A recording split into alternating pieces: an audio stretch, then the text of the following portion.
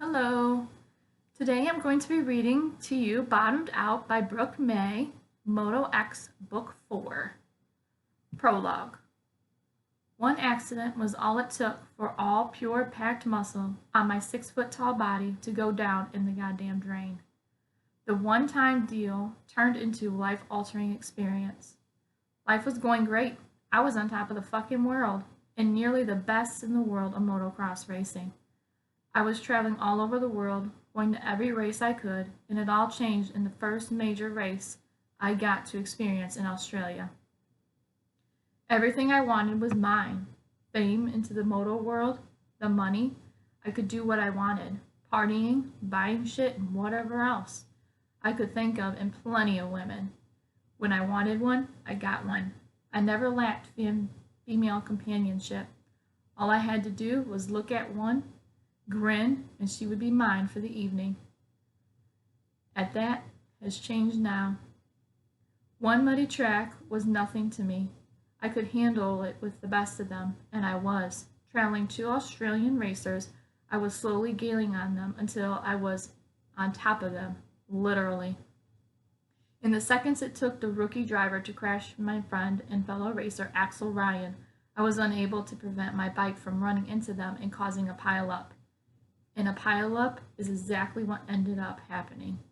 I went from the top of the pile, as I did with being on top of the world, to bottoming out under the quickly growing mountain of bikes. The scent of exhaust and oil with the mixture of wet earth, metal, and blood filtered through my senses as I drifted in and out of consciousness. The sound of bikes eruptively coming to a smashing stop over me was like 1,000 sticks of dynamite going off right next to my head, would jerk me back to a semi-awake state only for me to slip back into an inky darkness as my eyes fluttered closed. Axel was able to walk away from the accident with a few bumps and bruises. I was less fortunate. I went from being buried to a gurney, straight to the nearest hospital where they worked on me for hours. After I woke from a medical-induced coma, I learned I would never walk again. My life was completely fucked up because some dumbass attempted to be better than someone he knew he wasn't. But it didn't stop there. No, my friends changed his life to be by my side while I underwent surgeries, physical therapy, and learned how to live life again while being bound to a wheelchair for the rest of my breathing days. Axel moved to the United as my roommate when I needed to move to a ground level apartment. As grateful as I was for everything he has done and continues to do for me, to this day it pisses me off that he gave up his life. He loved when I never once wanted that for either of us. He sold his bike, gear, and everything he had that related to the sport we both loved so much, while I worked hard to get better and got back to work, finding a job that brought me close to bikes and racing as I could get. Axel went on to work at an accounting firm where he is miserable while I developed relationships between the company I worked for and the writers they sponsored and the events they held. To this day, it still pisses me off in a way with Axel when he ignores me every time I encourage him to find his way back and not give up just like I do every day. No, not when I was told I would never walk again, let alone ever ride a bike. It also doesn't help that my mom has placed more than enough blame on Axel for my accident. The man already beats himself up for it when it wasn't even his fault to begin with. My mom refuses to see the truth as well.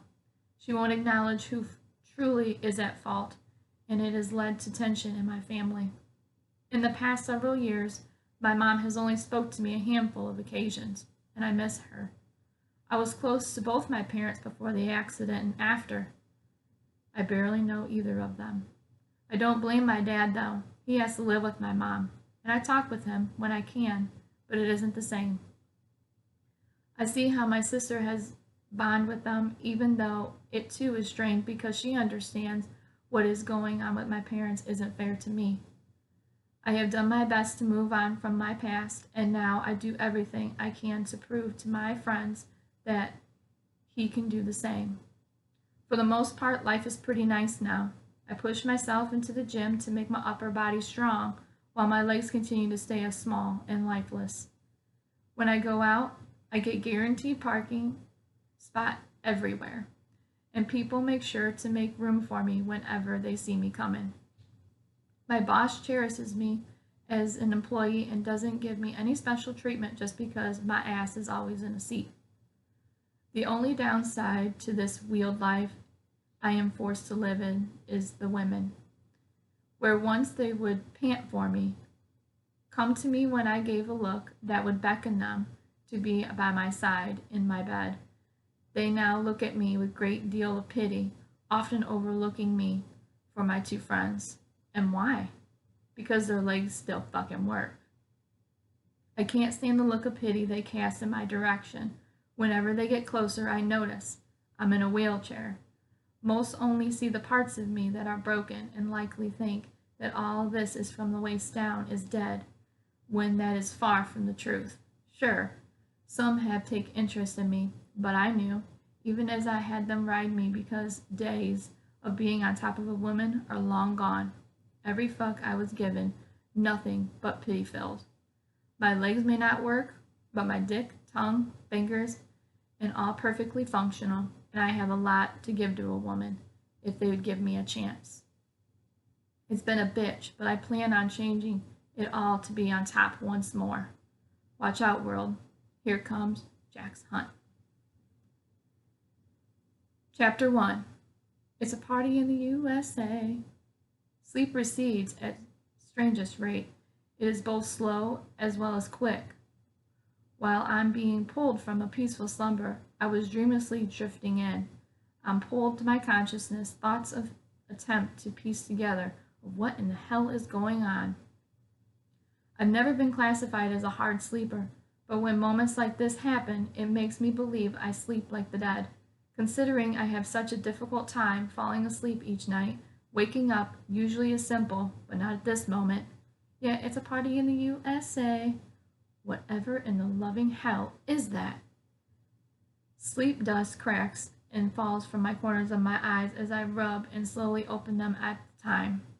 Taking in the soft light of the early morning is far easier to deal with than the blinding sun that comes just from a few hours from now.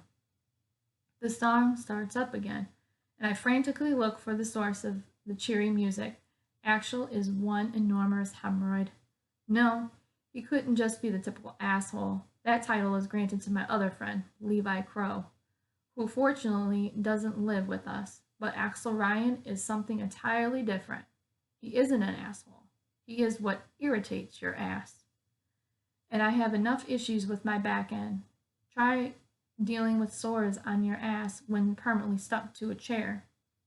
Yawning, I stretch one arm over my head while the other blindly seeks the source of noise. Finding my phone, my arms drop as I drag my vibrating ringing phone over the top of my crumbling sheets. God damn it, you Axel. As I grind my teeth, my numb fingers try to get life to stab at the screen. I'm failing at shutting the damn thing off. This morning is going to be hell. How many alarms did Axel set this time? Finally getting it silenced, I rub the side of my face as I open the app to delete and fix all my fucking alarms. This is just one of the series of many mornings I have woken up with different songs. Today just happened to be Miley Cyrus. That's not the worst Axel has come up with, but it sure beats some of the other shit he's put on my phone. I really need to start locking this fucker. At least I didn't fall out of bed this time. Returning my phone back to my side table, I begin my daily ritual of getting myself out of bed. Grabbing the corners of my sheets, I toss them off my legs and then scoop myself over the edge of the bed before dropping each numb limb to hang off the side of the bed. I hear my feet slap against the hardwood flooring, even though I can't feel it. I lift my body off the bed and onto my locked chair next to it. It's a lot easier than it was when I first had to do it on my own. Building my upper body back up to the point it was before my accident was key, helping me get back to who I was. It's becoming a near obsession now that helps me focus and prove to others that no matter what disability you may have, that willpower and mind can help you overcome anything. Putting one foot at a time in each foot plates, I finally take the wheel locks off, head to the bathroom. Hopefully Axel will be out of the way. As much as I dislike the fucking ringtone Axel is always putting on my phone, I'm grateful because it helps me get up a little earlier. Since it takes me forever to get ready each morning, I'll have a little extra today.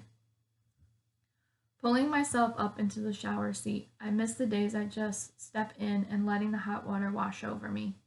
It was easier, but I've managed.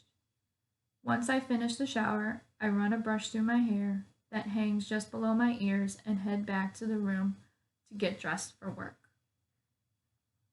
When I'm presentable enough for a Monday morning, I grab my phone once more, collect my wallet, keys off the dresser, and head to the kitchen.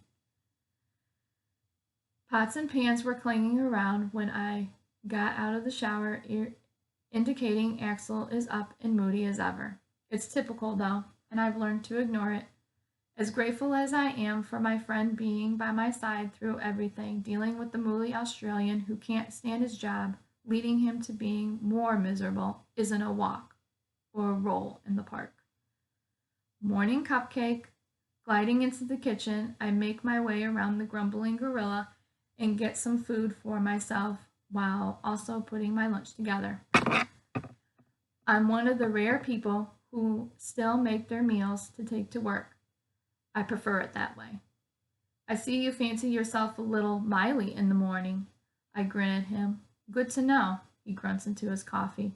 Yeah, well, she didn't have me falling off the bed to reach for her like Kesha did, but I figured you went with Miley since she's with one of your fellow Aussies. This causes him to pause. A grin slowly morphs to an ever-present pissed-off expression on his face, and he barks quickly. Laugh. Good one, but they broke up. And how would you know that? Keeping up with the gossip magazines now? He ignores me. Do you need help with your gummy vitamins, or can you handle them today like a big boy? I'll take the gummies over the swallowing the massive thing you like, but hey, it gives you great practice swallowing, doesn't it? Fucker. My grin widens as I set up my breakfast and start to eat. Axel does the same, taking his seat across from me. We have always been comfortable making snide comments and throwing insults to one another. We did it when we first got to know each other, and I'm glad it hasn't changed between the two of us when everything else did. You're going to the new gym today. Yes, Mama Axe. The gym I've been going to since the well enough to come back home and then able to begin working out is closing down. When they told me 2 months ago that they were closing the doors, I was a little panicked about finding another place that could accommodate me. After looking up every gym I could in Salt Lake City and going to many tours, I was able to find the right fit. They specialize in people with similar circumstances as myself, and today is my first official tour of the place, but I already know it to be a perfect fit. Don't call me that. I love that I've touched a nerve with him. He still gives in on mine when I try to help, but sometimes something I'm perfectly capable of handling on my own. I'll be good. I'm going to head over after work. You sure? Yeah, it's nothing I can't handle. I finish up my breakfast and I make sure I rinse the dishes and put them in the dishwasher before Axel loses his shit and has to do it all over. Axel has a little issue of wanting to keep everything in order and perfect in his mind. It used to drive me crazy when we first moved in together, but I soon grew numb to it and just rolled with the punches. As long as the apartment is in order, my bedroom can be a complete disarray. If you're sure, what? Want an excuse to get out of your hellhole some sooner? No, I just thought. He trails off. Axel, I'm glad you want to be there for me, but I have this. I'll see you tonight. Putting all my stuff on my lap, I head out to my van Levi and Axel has named the bagging wagon and head off to work. All right, that is my read for the day. I hope you guys enjoyed. Bye.